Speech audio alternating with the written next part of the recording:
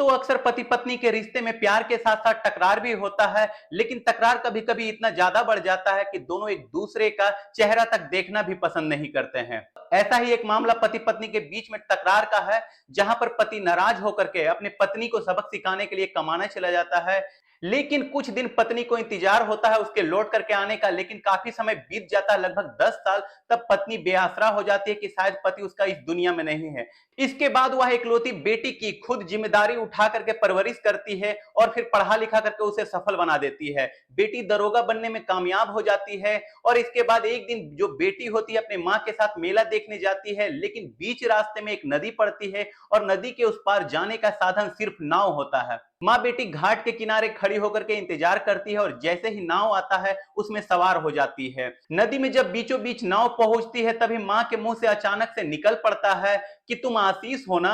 उस नाविक से कहती है, लेकिन वह नाविक कहता है कि नहीं, मेरा नाम मुरली है। तब बेटी ही बोल पड़ती है, नहीं, तुम मेरे पापा ही हो, आपका नाम आशीष ही है। नाविक परेशान हो जाता है और वह कहता है कि जरूर आप लोगों को कोई गलतफहमी हुई है, मेरा नाम मुरली है और मैं बचपन से ही इस पेशे में हूं, मेरा नाम आशीष नहीं है। इसके बाद माँ बेटी रोने लगती है और नाव में ही उस नाविक और माँ बेटी से बातचीत होने लगती है। अंत में उस नाविक ने जो सच्चाई बताई उसे सुनकर के लोग दंग रह जाते हैं। पूरी कहानी दोस्तों बड़ी ही दिलचस्प है, इस कहानी को अंत तक जरूर सुनना, यह दिल को छू लेने वाली कहानी होती है। नमस्कार दोस्तों, एक परिवार के लिए पुरुष के द्वारा समर्पण और त्याग की यह कहानी है और कहानी होती है छत्तीसगढ़ की रायपुर की, जहां पर एक लड़का रहता था, उसका नाम होता है आशीष। आशीष की शादी राधिका नाम की लड़की से हो जाती है और शादी के बाद पति पत्नी अपनी खुशहाल जिंदगी व्यतीत करने में लग जाते हैं। धीरे धीरे समय बीतता है, लगभग 3 साल का वक्त हो जाता है। तब घर में एक नन्ही बच्ची का आगमन हो जाता है बेटी के रूप में। अब जब बेटी घर में आ जाती है तो पति पत्नी का जो प्यार होता है शादी के पहले का, और वह प्यार बच्चों के प्रति भी बढ़ जाता है और धीरे धीरे बच्चे भी आगे माँ बाप के छत्र छाया में और प्यार दुलार में बड़ी होने लगती है। उसका स्कूल में एडमिशन करवा दिया जाता है। लेकिन जो आशीष होता है, दिनों दिन उसकी आर्थिक स्थिति जो होती है बेहद खराब होने लग जाती है। बच्चे अब बढ़ने लगते हैं बच्चे के आ जाने से। इस तरीके से जो पति पत्नी में अथाह प्रेम होता है वह धीरे धीरे अब कम होने लगता है। उनके बीच आए गए दिन लड़ाई झगड़ा भी होने लग जाता है। लेकिन अच्छी बात यह थी कि पति पत्नी के बीच जब भी लड़ाई झगड़ा तकरार होती थी तो बहुत जल्द उन दोनों में बातचीत होना शुरू हो जाता था और लड़ाई झगड़ा समाप्त हो जाता था। एक दिन घर के लड़ाई झगड़े से परेशान हो जाता है आशीष। वो अपने एक दोस्त को फोन करता है जो कि गुजरात के सूरत में रह करके बाउंड्री का काम किया करता था। उसका नाम होता है शिवम। शिवम से अपनी दुख भरी कहानी बताता है आशीष और फिर उससे कहता है कि मुझे भी गुजरात में कोई रोजगार दिलवा दो, घर पर मैं बहुत ज्यादा परेशान हो गया। तब जो शिवम होता है वह उसे आश्वासन देता है नौकरी दिलवाने का और फिर अपनी कंपनी में बात करता है मालिक से, तो एक लेबर की जरूरत होती है। उसके बाद फिर दोस्तों शिवम अपने मित्र आशीष को गुजरात आने के लिए कहता है। फिर आशीष ट्रेन का बकायदा टिकट बुक कराता है और संयोग से जिस दिन आशीष को जाना होता है शहर, उस दिन भी राधिका से उसकी कहासुनी हो जाती है और फिर आशीष गुस्से में कह देता है राधिका से कि मैं अब जा रहा हूं, मैं तुम्हारा मुंह नहीं देखूंगा। पत्नी राधिका ने सोचा कि हम लोगों के बीच ऐसी तकरारें और कहासुनी होती रहती थी, तब फिर सामान्य हो जाता था, फिर ऐसे ही हो जाएगा। लेकिन जिस ट्रेन से आशीष को जाना होता है वही ट्रेन रास्ते में एक मालगाड़ी से टकरा जाती है और उसमें कई लोगों के जान माल की नुकसान हो जाती है। कुछ लोग घायल हो जाते हैं और कुछ लोग मृत हो जाते हैं। अब ट्रेन की दुर्घटनाग्रस्त होने की खबर राधिका टीवी पर देख लेती है। वह बेहद ही ज्यादा परेशान हो जाती है। इसके बाद अपनी बेटी जिसका नाम होता है अनीता, और वह उसे लेकर के चली जाती है उस घटना स्थल पर अपनी पत्नी को ढूंढने के लिए। लेकिन वह काफी परेशान होती है। आशीष का कुछ पता नहीं चलता है, ना तो दुर्घटना में मारे गए लोगों के बीच में आशीष का कुछ पता चलता है, ना तो जो घायल व्यक्ति होते जो अस्पताल में पड़े होते हैं, ना तो वहां कुछ पता चलता है। तब वो बेहद ज्यादा परेशान हो जाती है। फिर वह वापस घर लौट आती है। फिर दूसरे दिन वह फोन करती है आशीष के दोस्त शिवम के पास, तो शिवम भी बताता है कि अभी यहाँ पर आशीष नहीं पहुंचे हैं और उसी ट्रेन का उनका टिकट था जो दुर्घटनाग्रस्त हुई है। तब पत्नी और भी ज्यादा परेशान हो जाती है, वह रोने लगती है। फिर जाती है वहां पर जो रेलवे के अधिकारी और कर्मचारी होते हैं जो उस घटना स्थल के मुआयने कर रहे होते हैं, उनसे गुहार लगाती है, लेकिन कुछ भी पता आशीष का नहीं चलता है। इस दौरान ट्रेन की दुर्घटना होने से मारे गए लोगों के प्रति और जो घायल हुए थे उनके प्रति सरकार ने संवेदना व्यक्त करते हुए मुख्यमंत्री राहत कोष से 5-5 लाख रुपए सहायता राशि देने की घोषणा कर दी। राधिका को जब अपना पति आशीष नहीं मिलता है तब वह रेलवे के अधिकारी कर्मचारियों से हाथ जोड़ करके निवेदन करती है कि मेरी बेटी इकलौती है, पति का सहारा था, मैं बेटी की परवरिश कैसी करूंगी। मेरे पति जरूर इस ट्रेन में मारे गए हैं, मैं दावे के साथ कह सकती हूँ, और इसी ट्रेन से उनका टिकट होता है, लेकिन कुछ पता नहीं चल रहा है।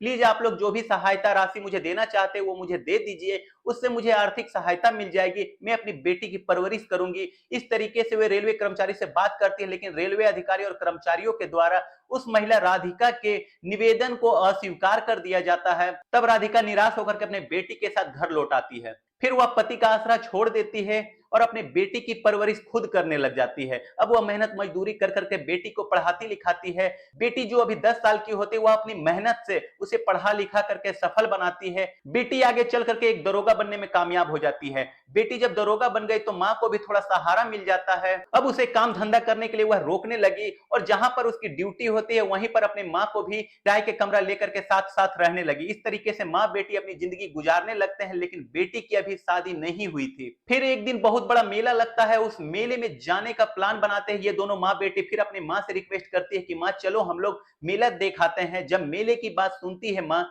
तो उसके आंख भर आते हैं। कहते हैं कि अपने पति आशीष के साथ वह मेले में गई थी, लेकिन आज अकेले जाने में और पति भी कुछ खबर नहीं है कहां पर है या नहीं है इस दुनिया में, उसे भी बेहद दुख होता है। लेकिन बेटी के जिद के आगे राधिका हां कर देती है और फिर मेला जाने के लिए वह तैयार हो जाती है। लेकिन फिर वह अपनी मां के साथ जाती है, लेकिन दोस्तों रास्ते में एक नदी पड़ती है और नदी के उस पार जाने का साधन सिर्फ एक नाव होता है। माँ बेटी दोनों घाट पर खड़ी होकर के नाव का इंतजार करने लगती है। उस तरफ किनारे जब नाव आती है तब उसमें आखिरकार सवार हो जाती है। नाविक नाव लेकर के चल देता है। जब वह नदी के बीचों बीच धारा में जब मझधार में पहुंचता है तभी जो राधिका होती है उसके मुंह से अचानक से निकल पड़ता है कि तुम आशीष हो ना। इतनी बात सुनती है जो बेटी होती है अनीता, जो दरोगा बन चुकी होती है, वह भी बेहद ज्यादा चौंक जाती है और कहती है कि हाँ तुम मेरे पापा हो, आपका नाम आशीष ही है। नाविक को समझ में नहीं आता, वह कहता है कि आप लोगों को जरूर कोई गलतफहमी हुई है। फिर वह हैरानी से कहता है कि नहीं, मेरा नाम आशीष नहीं है, बल्कि मैं तो मुरली हूं और बचपन से मैं इस पेशे में हूं। लेकिन माँ बेटी जिद करती रहती है कि नहीं, मैं पहचान गई हूं, तुम मुझसे कुछ छुपा रहे हो, सच बताओ। लेकिन वह नाविक कुछ नहीं बताता है, बल्कि नाव पर ही उस माँ बेटी से वह नाविक बात करता रहता है। फिर अनीता कहती कि देखो भले मैं सिविल ड्रेस में हूं, मैं सब इंस्पेक्टर हूं, अगर तुम मुझसे झूठ बोलोगे तो ठीक नहीं होगा, आपके बारे में सब कुछ पता लगा लेंगे, बाद में आपके लिए मुसीबत खड़ी हो जाएगी। इसलिए सच सच बताओ, तुम मेरे पापा हो और आपका नाम आशीष ही है ना। तब नाविक अपना सर नीचे कर लेता है और उसके मुंह से निकल जाता है कि हाँ बेटी, मैं आशीष ही हूं। लेकिन इसके बाद तब माँ बेटी फूट फूट करके रोने लगते हैं, क्योंकि जो माँ होती है राधिका उसे अपना पति मिल चुका होता है, जो अनीता होती है उसे अपना पिता मिल चुका होता है और फिर उस नाविक को अपना परिवार मिल चुका होता है। फिर नाव को वह उस पार लेकर के जाया जाता है। उसके बाद जाते हैं और पूरी कहानी बैठ करके आपस में बातचीत होती है। जो नाविक होता है वह कहानी बताता है कि जब मैं ट्रेन से जा रहा होता हूं तो ट्रेन रास्ते में टकराती है, तो कुछ लोग उसमें मारे गए, कुछ लोग घायल हो जाते हैं, लेकिन मैं भी भाग्यशाली था, मैं बच गया। बचने के बाद फिर मैं अपने मित्र के पास भी नहीं जाता हूं, यह सोचकर कि जब मैंने देखा कि सरकार ने सहायता राशि देने की घोषणा कर रखी है, तब मैंने सोचा कि तुमसे झगड़ा हो ही गया है तो मैं सबक सिखाने के लिए मैं घर पर ही नहीं जाऊंगा और कमाने भी नहीं जाऊंगा, जिससे कि तुम लोग यह समझ सको कि मेरी मृत्यु हो गई है। तुम्हें सरकार की तरफ से 5 लाख रुपए मिल जाते और उससे तुम अपनी और अपनी बेटी की परवरिश कर लेती और अपना जीवन यापन कर लेती, इसीलिए मैंने बताया नहीं। फिर पत्नी कहती है कि जो कुछ भी आपने सोचा है वह सब कुछ गलत निकलता है, मुझे कोई भी सहायता राशि सरकार की तरफ से नहीं मिलती है,